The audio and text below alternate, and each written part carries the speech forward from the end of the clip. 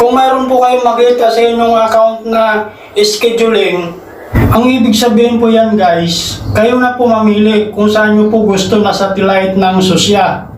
Kapag nasa Krami po kayo magpa-schedule, matagal po. Kaya ang pinili ko po ay sa Tumuwa, sa Pasay.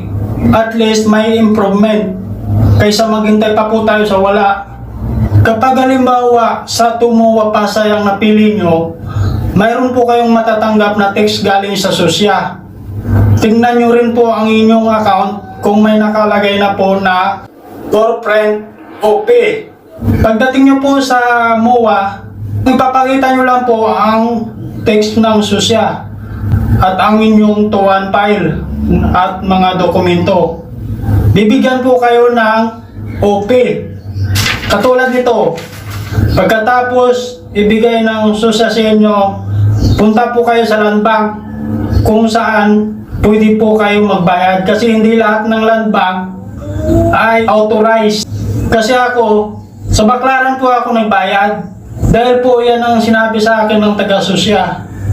Kunin nyo rin po ang inyong kopya na ganito, ibalik nyo po sa susya.